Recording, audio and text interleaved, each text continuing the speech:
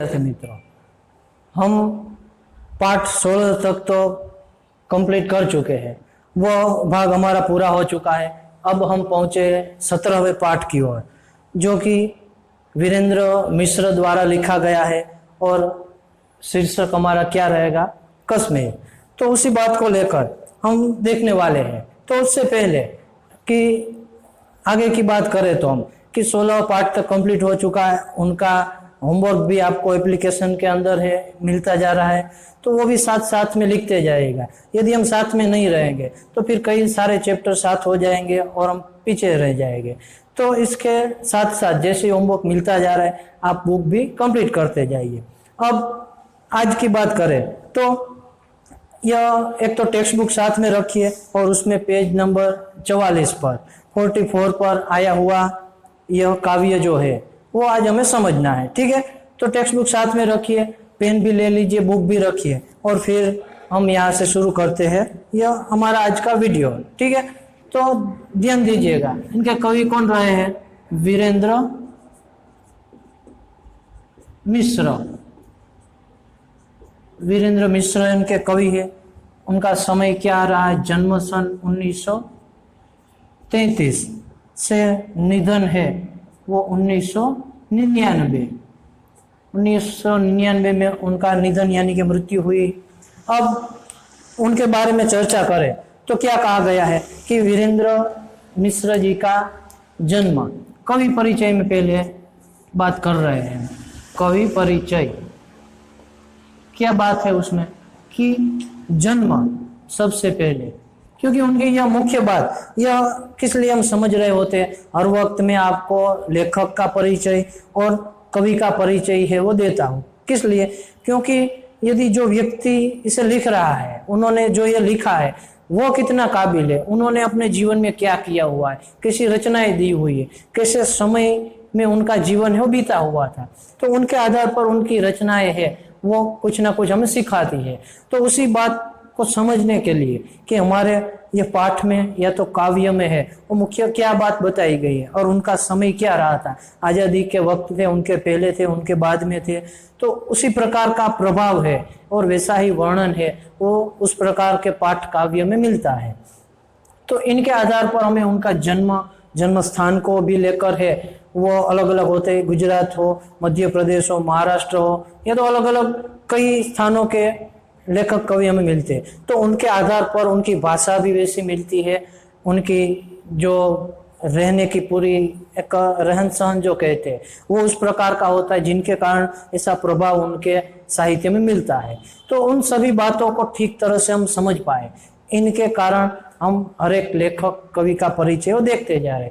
यूं ही सिर्फ लिखने की जरूरत नहीं है। ठीक है, तो इसके अलावा हमारे फायदे की बात करें तो वो भी क्या रहेगी कि इस लेखक कवि परिचय से भी कोई ना कोई एक वाक्य में या तो जोड़े मिलाने में या तो खाली जगह में या तो एमसीक्यू में भी कहे तो प्रश्न है पूछे जाते हैं। तो उसमें भी कभी यदि आ जाए तो हम आराम से उनका उत्तर लिख पाए, उनसे मार्क हम ले सके। तो इसके लिए भी ये समझना जरूरी रहता है। ठीक है, तो इसमें भी ध्यान देना है, नहीं कि ऐसे छोड़ देना है, बेकार में हम कुछ नहीं देख रहे हैं। तो अब हम शुरू करें तो कि क्या है, वीरेंद्र मिश्र जो कि कवि रहे हैं विस्तार से देखें तो कहाँ पर जन्म उनका? मरेन नामक जो कि स्थान है, कहाँ पर?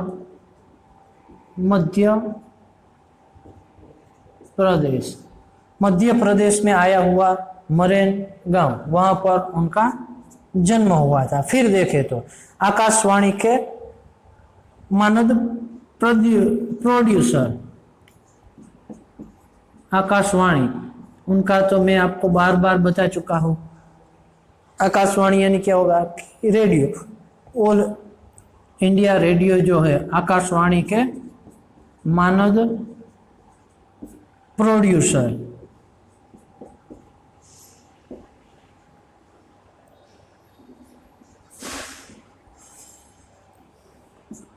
इसके अलावा ये नवगीत विद्या के गीतकार थे। नवगीत विद्या उनके गीतकार रह चुके हैं। फिल्मों में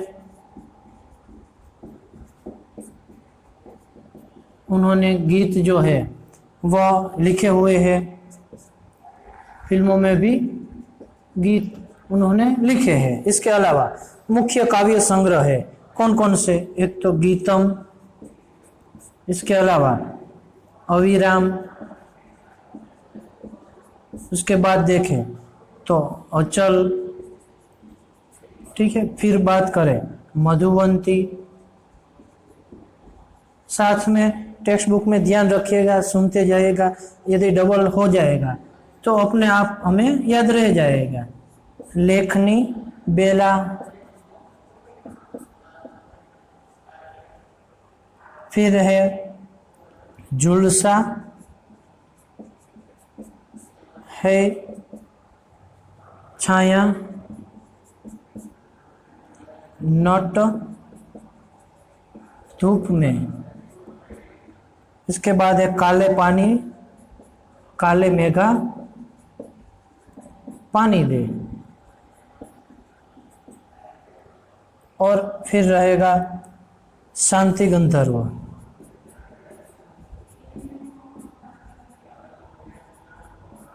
यह उनके प्रमुख कविता संग्रह, यह तो काव्य संग्रह। उसके बाद अंतिम रहेगा देव पुरस्कार एवं निराला पुरस्कार। कौन से? देव एवं निराला, ये दो पुरस्कार जो है वो उसे मिले हुए हैं। तो इतनी इनकी मुख्य बातें हैं वो हमें ध्यान में रखनी है। क्या क्या बताया कि एक तो उनका जन्म मध्य प्रदेश में हुआ था, मरेन आकाशवाणी के प्रोड्यूसर रह चुके हैं, कई फिल्मों में भी गीत लिखे हुए, इसके अलावा नवगीत विद्या में भी वो गीत गाया करते थे। यह सारी उनकी मुख्य रचनाओं के नाम है जो कि इनके कारण से साहित्य में प्रसिद्धि मिली है, और इस सभी के कारण उन्हें देव पुरस्कार और निराला पुरस्कार है वो भी प्राप्त हुआ है। अब यहाँ पर क्या बताया गया है कि हमारे यह कश्मीर शीर्षक को लेकर बात करें तो उस काव्य में कश्मीर के सौंदर्य एवं संस्कृति को लेकर उनका गुणगान जो है, उनका परिचय दिया गया है। हालांकि देखें तो मुख्य बात इसमें क्या कही गई है कि हमारे प्रत्येक राज्य जो है, ये तो प्रत्येक क्षेत्र है, ये तो प्रत्येक ऐसे घूमने देखने लायक जो स्थल है उसे लेकर बात करें तो कुछ ना कुछ नवीनताएं है हम उसमें देखते हैं। कोई धार्मिक का प्रसिद्धि पाया हुआ स्थान होता है, कोई है ऐतिहासिकता से जुड़ा हुआ होता है, तो कोई है वो एक अपनी नवीनता से जुड़ा हुआ, कोई सौंदर्य से, कोई प्राकृतिकता से। तो इनके कारण हर एक हमारे भारत में आए हुए कई स्थान जो है वो कई प्रकार की विविधताएं रखते हैं। तो उन सभी स्थानों को हम जाने, समझे और उनका गुणगान गाए, उनसे हम परिचित हो, तो उसी के भाग स्वरूप यह कश्मीर का एक काव्य के रूप में यहाँ परिचय जो है वो दिया गया है। ठीक है, तो सबसे पहले तो आप जल्दी से ये सारे मुद्दे जो है वो नोट कर लीजिए, फिर जाके मैं आपको काव्य की ओर ले जा रहा हूँ। ठीक है, जल्दी नोट कर लो, रफ ही कर रहा हूँ मैं। तो यह हमारा कवि परिचय था। इसके बाद काव्य में हालांकि कठिन शब्दों के साथ कश्मीर का वर्णन दिया गया है, तो खास शब्द से हमें ध्यान रखना है। यदि शब्द को भी हम चूक जाते हैं इसमें तो भी हमारा बहुत सा नुकसान, या तो पूरी पंक्ति है वो न समझ पाएंगे, इसलिए शब्द से हमें ध्यान रखना है। मुख्य शब्द जो है वो मैं लिखते जा रहा हूँ और फिर हम समझते जा रहे हैं। क्या बात है, पाठ परिचय से हम देखें तो हाँ, काव्य परिचय, यह तो उनकी सारांश ही मुख्य बात कह सकते हैं। क्या कहा है पहले तो कि जहां बर्फ की राजकुमारी खोई है स्वर लहरी में, चलो चले फूलों की घाटी में नावों की नगरी में। यह क्या है, एक जो यह वाक्य दिया है कौन सा, चलो चले, चलो चले फूलों की घाटी में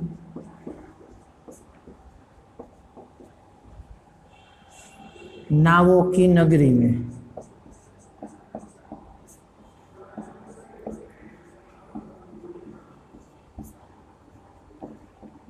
ठीक है, यह एक कॉमन वाक्य हम कह सकते हैं, क्योंकि इससे जुड़ा कश्मीर का परिचय या वर्णन दिया गया। क्या कहा है कि जहां बर्फ की राजकुमारी खोई है स्वर लहरी में, कि एक तरह की यह ऐसी स्वर लहरी है, यानी कि ऐसा स्वर है, ऐसा पूरा प्राकृतिक सौंदर्य है कि जिनका पूरा प्रदेश जो है, जो पूरा विस्तार है, वो बर्फ की राजकुमारी मानो खोई हुई हो, यानी कि बर्फ से ढका हुआ है। कश्मीर को तो हम जानते हैं कि उनका अधिकतर सारा भाग है वो बर्फ से भरा हुआ रहता है, उनसे ढका हुआ, मानो सफेद एक चादर से ओढ़ी हुई हो और उसमें भी नए नए पत्ते हैं, फूल है, खिले हो। तो एक प्रकार ऐसा प्राकृतिक सौंदर्य है कि जो सिर्फ सुनने समझने से कुछ फर्क नहीं पड़ेगा, पर जब हम उनका अनुभव करेंगे, वहां जाएंगे, तब जाके उनके प्राकृतिक सौंदर्य को हम वास्तविक रूप से जान सकेंगे।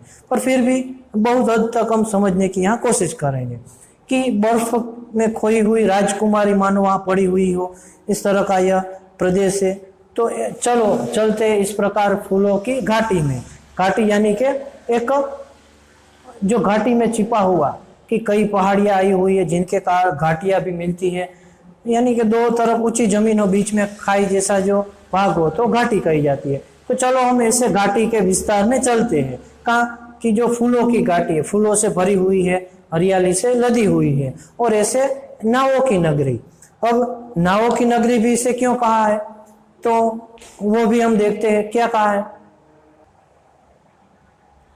कि नाव, इसलिए नावों की नगरी किस लिए कहा, क्योंकि यहाँ पर कई सारी झील है, कई यानी कि सरोवर आए हुए तालाब है, और इनमें कई प्रकार की अलग अलग नावें जो है वो घुमा करती है, यात्रियों को लेकर, मुसाफिरों को लेकर, वहाँ के स्थानिक लोगों को लेकर।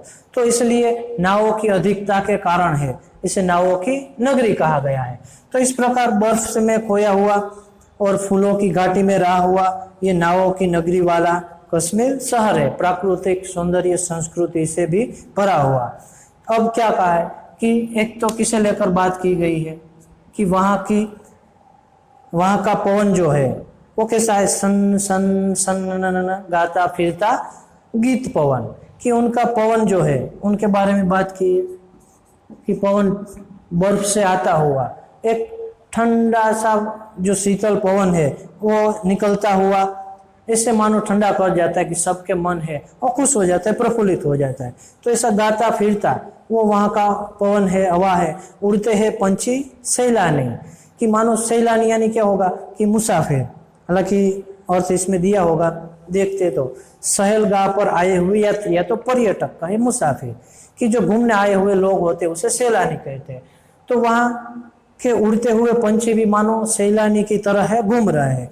खिलता शालीमार चमन, शालीमार यानी क्या होगा, शालीमार जो है वो कश्मीर में आया हुआ एक बगीचा है। क्या है, शायद अर्थ भी दिया हो तो देखते हैं हम, कि अर्थ तो नहीं दिया है, पर शालीमार वहां पर आया हुआ एक बगीचा है। तो वहाँ बगीचे में चमन, चमन यानी क्या, फूल होता है, कि मानो शालीमान रूपी यह चमन है, बगीचा जो है, चमन यानी बाग भी होगा, शालीमार उनका नाम है। तो शालीमार नामक बाग है वो पूरा खिला हुआ है, भ्रमर बजाते शहनाई, और उस बाग और उस प्राकृतिक सौंदर्य के कारण वहां पर भ्रमर, भ्रमर यानी कि भंवरे, भंवरे जो है वो भी मानो अपने गुंजन से शहनाइयां बजा रहे हो, कि शहनाई जो होती है बंसी की तरह जो शहनाई कही जाती है, तो वो शहनाई बजा रहे हो। इस प्रकार वो फूलों की घाटियों में या फूलों के एक रंग रूपों में उनके साथ शहनाइयां बजा रहे हैं। किरणों की मालिन आई, किरणों रूपी, किरण यानी कि सूरज की किरण। क्या क्या पहले तो वर्णन है कि पवन आया, शालीमार बगीचा आया, उनसे पहले पंछी की बात आई, फिर अब क्या आए, भ्रमर आए, और उसके बाद अब क्या आया, मालिन, किरणों की, किरणों की, किरण वैसे इसमें दिया है इसलिए वही लिख रहा हूं, वो मालिन। माली तो पुरुषवाचक हो जाएगा, मालिन है तो स्त्रीवाचक होगा, स्त्रीलिंग है, तो इसलिए किरण रूपी मालिन आई। कि माली का क्या काम होता है कि वो जो बाग बगीचे में रहे फल फूल जो होते हैं, जो पौधे होते हैं, उनकी देखभाल करते हैं, उनके ख्याल रखते हैं, उनको बड़ा करते हैं। तो यहाँ अभी किसे इनका मालिन कहा है कि यहाँ रहा हुआ पवन का है, बगीचा का है, पंछी का है, पूरा प्राकृतिक जो विस्तार है, उनकी मालिन कौन है? किरण, यानी कि सूरज में से निकलने वाली किरणें हैं, वो उनको ऊँफ देती है, गर्मी देती है और उनकी मालिन की तरह उसे पालती पोसती है। झील किनारे वह डलिया भरकर, देखो कैसा सूक्ष्म वर्णन किया है कि वो मानो क्या करती है कि झील के किनारे डलिया भर, डलिया यानी कि पूरी जो डाली होती है, बक्सा जो कहे, कि उसे डलिया भरकर क्या कहती है? धूप बिखरे बजरी में। वो अपनी धूप यानी कि प्रकाश है, वो मानो इस बजरी का क्या हम देखे इसमें शायद दिया था, तो उसी अर्थ को लेकर चलेगा। पर एक तरह से बजरी यानी कि उनका किनारे वाला भाग होता है और प्राकृतिक सौंदर्य वाला। तो झील के किनारे पर आए शैवाल कहे या तो प्राकृतिक जो भाग कहे, उनका तट कहे, तो उस पर मानो दलिया भर कर है, वो अपनी किरणें है वो बिखेरती है। तो ऐसे सूरज की किरणें मालिन की तरह है, इन सभी का देखभाल करती है। तो इस तरह ये हमारा पहला भाग आया हुआ है। फिर उनके दूसरे भाग में देखें तो क्या इनमें झील भी जोड़ देते हैं, झील का भी वर्णन आया, क्योंकि वहां पर भी ये डलिया भर कर मालिन रूपी या किरणें जो है वो बिखरी रहती है। फिर क्या कहा कि इसमें आया हुआ आसपास का जो विस्तार है वो कैसा है कि जंगल होड़ लगी है, तितली और टिटहरी है। कि मानो जंगल के प्रत्येक विस्तार में, जंगल में आए हुए कौन कौन कि तितलियां और टिटहरी यानी एक प्रकार के पक्षी का नाम है जो टी टी करती रहती है। तो टिटहरी जो है एक पक्षी विशेष का नाम ऐसा इसमें लिखा है, यानी कि एक पक्षी ही। तो जंगल में से भी मानो होड़ यानी क्या होगा? स्पर्धा, कि जंगल के अंदर आए हुए ये सारे पशु पक्षियां हैं, जो छोटे जीव जंतु है, उसके बीच भी मानो स्पर्धा लगी हुई है। वो भी अपनी आवाज में है, वो गुनगुना रहे हैं, एक तरह से मस्ती में गा रहे हैं। कभी हवा आ जाती है, नई गजल गा जाती है, उसमें से कभी ऐसी नई हवा आती है, वो ऐसा आवाज पहुंचता है कि मानो नई गजल है, वो कोई सुना रहा हो। तब मखमली गलीचों पर कुछ मस्ती सी छा जाती है। तब वहां पर रहा हुआ गलीचा यानी क्या होता है कि जो बैठने लायक एक कोमल सा नरम सा जो कपड़ा जो होता है, मखमल जो हम बोलते हैं, तो मखमली गलीचा। और आमतौर पर देखें तो कश्मीरी गलीचे जो है, मखमली गलीचे, वो विश्वविख्यात है, प्रसिद्ध है, क्योंकि वहाँ की जो मखमल इतनी ज्यादा मात्रा में और इतनी कोमल होती है कि इनके जैसी बाकी कहाँ पर भी नहीं मिलती। इसलिए वहाँ के मखमली गलीचे भी प्रसिद्ध है। तो कहा है कि वो ऐसी ठंडी ठंडी हवा और मखमली हवा में रहकर ऐसी मस्ती सी छा जाती है। मौसम कभी बदलता है, सबना कभी मचलता है।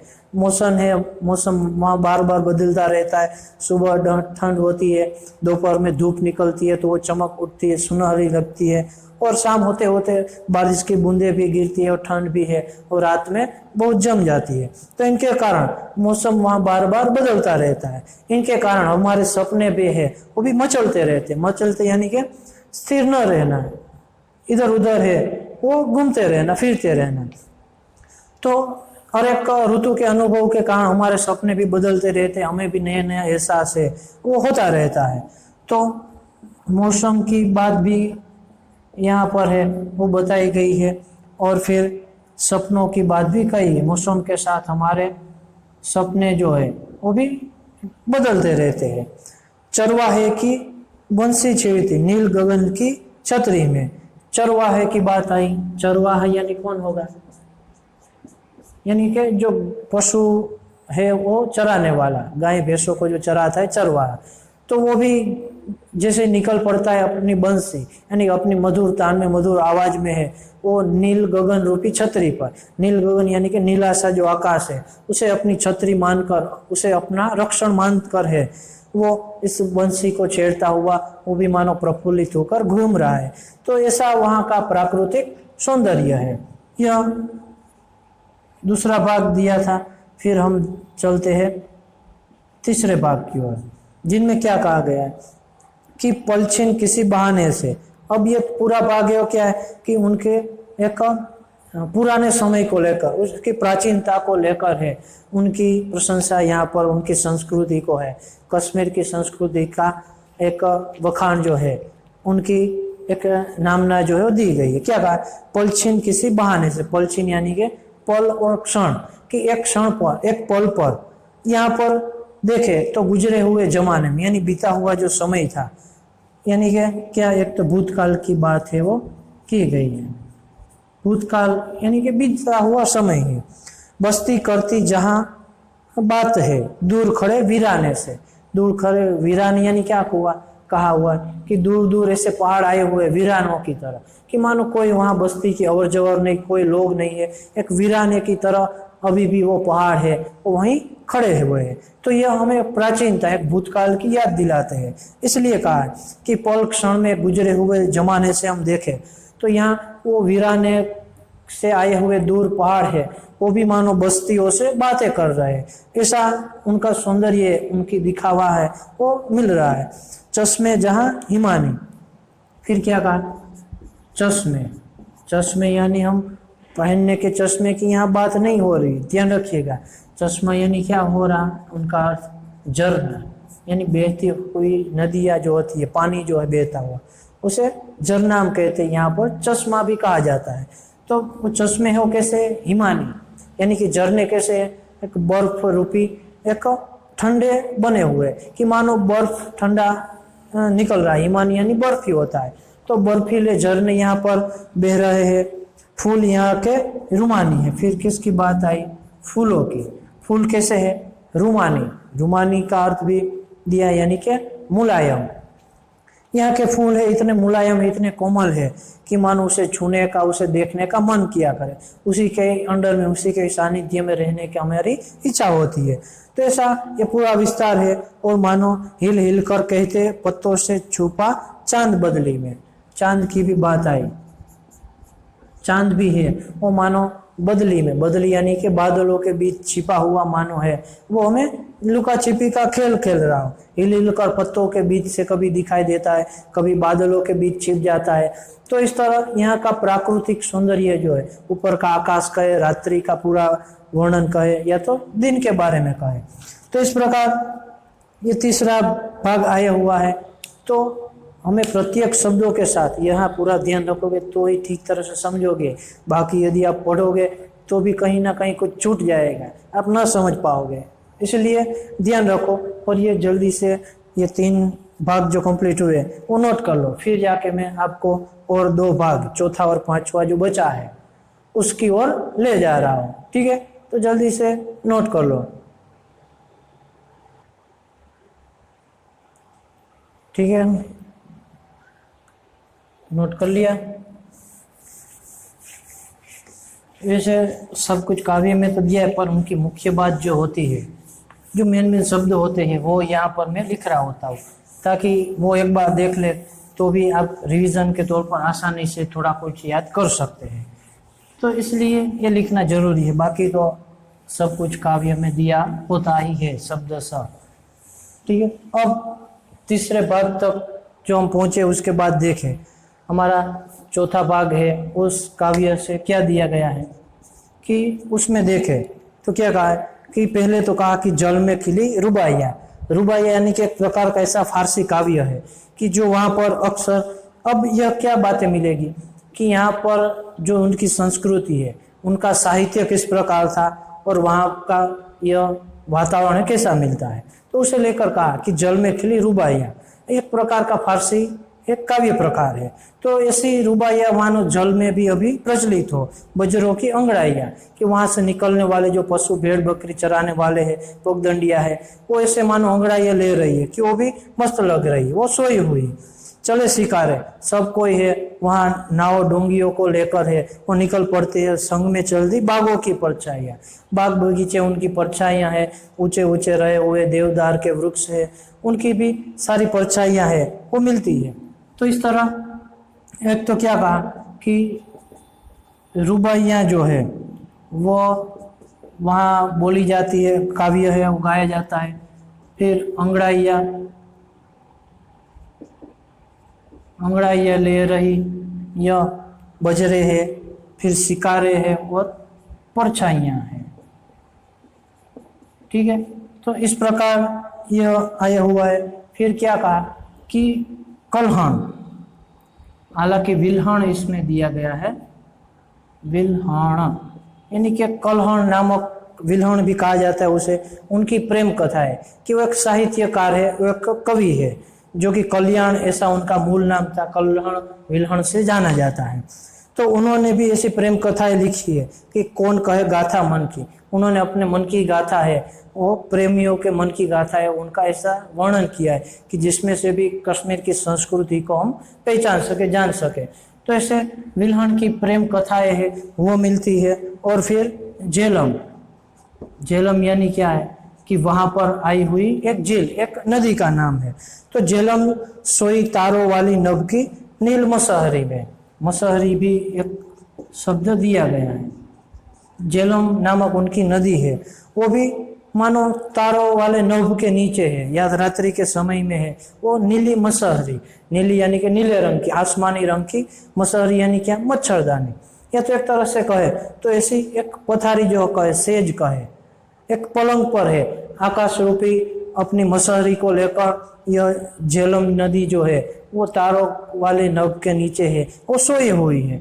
तो ऐसा सुंदर प्राकृतिक वातावरण जो है, एक सौंदर्य जो है वो बना हुआ है। इसके बाद अंतिम भाग जो उसकी ओर बढ़े तो अमरनाथ की राहों में, वहाँ पर अमरनाथ का पवित्र धार्मिक स्थल जो है हिंदुओं के लिए, वह आया हुआ है। साथ में शेषनाग की बाहों में, कि अमरनाथ जिनके रास्ते से होकर जाया जाता है वैसा पवित्र स्थल है।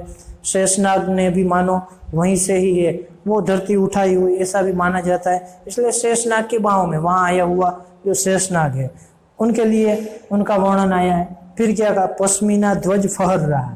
अब पश्मीना यानी क्या है कि पश्मीना नामक वहाँ एक प्रकार की जो भेड़े है, भेड़ बकरियां बोलते हैं ना, भेड़, तो वो पश्मीना भेड़ है। और उनसे निकलने वाली ऊन जो है वो पूरे विश्व में विख्यात है, भारत में तो है ही, पूरे विश्व में जानी जाती है। और उनसे बना हुआ कपड़ा है जो पश्मीना शॉल है, पश्मीना शाल जो बोलते हैं, वो बहुत ही प्रसिद्ध है। तो उनसे बने हुए ध्वज भी मानो फहर रहे हैं। और वहाँ देवदार के जो वृक्ष हैं वो भी आपने देखे होंगे कि ऊपर से इस प्रकार के जो होते हैं ताकि बर्फ गिरने पर वो टिक न सके, उतर जाए, तो इसलिए वहाँ के बड़े ऊंचे देवदार के वृक्ष होते हैं। तो पश्मीना ध्वज वहाँ फहर रहा है, उस कपड़े से बना हुआ, देवदारों की छांवों में ये रहा हुआ पूरा भाग है, विस्तार है। मन जिसका गंभीर है वह अपना कश्मीर है। इस तरह का एक गंभीर मन वाला हमारा कश्मीर है। दाग लगे ना उस भारत की बर्फीली पगड़ी को। क्या कहा है, कश्मीर को, कश्मीर है वो भारत की बर्फीली पगड़ी है। भारत की इस बर्फीली पगड़ी को है वो कभी दाग न लगे, कि हम उसकी संस्कृति, उनके सौंदर्य को है वो नुकसान न करे, उनको नष्ट न करे, इसलिए उसमें दाग न लगाए, ये हमें ख्याल रखना है, वो हमें ध्यान रखना है। क्योंकि हमारी पगड़ी के समान है वो हमारा मस्तक है, कि मस्तक का स्थान सबसे ऊंचा होता है, मुगट है, उनसे उनकी शोभा बढ़ती है। तो वैसे ही भारत की शोभा के समान रहा हुआ यह कश्मीर जो है, तो उसमें कभी दाग न लगे, उनका सौंदर्य नष्ट न हो, वो हमें ख्याल रखना है। तो चलो चले फूलों की घाटी में, नावों की नगरी में। तो इसी तरह यह फूलों की घाटी वाला, नावों की नगरियों से जाना जाने वाला ये कश्मीर है, वो महान है, उसकी संस्कृति महान है, उनका सौंदर्य है वो अभूतपूर्व है। तो यही कुछ बातों को लेकर कश्मीर का सौंदर्य और उनकी संस्कृति है वो बताई गई है। ठीक है, अब इनमें देखें तो क्या बताया गया है कि अलग अलग एक एक वाक्य को लेकर भी प्रश्न दिए हैं। 2-3 वाक्य, 5-6 वाक्य, पर्यायवाची शब्द कहे, विरुद्धार्थी शब्द कहे, विशेषण कहे, तो वो पूरा ही स्वाध्याय है, वो आपको फेयरबुक में है वो लिख लेना है। हालांकि इसमें देखें तो पर्यायवाची विरोधी उसको तो आप लिख पाएंगे, शायद विशेषण आपको न मिले तो वो एक मैं नोट करवा दूँ आपको। तो क्या उनके उत्तर ही सीधे लिख रहे, बर्फ का ये बर्फीली होगा, ठीक है, वो एक नहीं लिख रहा, बर्फ तो विशेषण बर्फीली, हिम तो हिमानी, हिम का हिमानी होगा, बर्फीला ही। मखमल है तो मखमली होगा, ठीक है। स्वर्ग तो स्वर्गीय।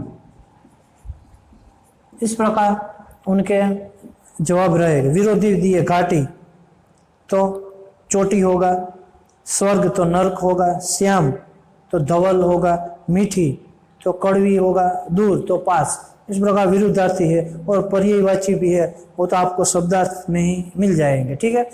तो सारा कंप्लीट करते हुए फेयरबुक में लिखना है। हालांकि एप्लीकेशन के जरिए भी आपको होमवर्क है वो लिखा हुआ भी मिलेगा, तो वो भी देखते रहिएगा और फेयरबुक भी कंप्लीट करते रहेगा, ठीक है।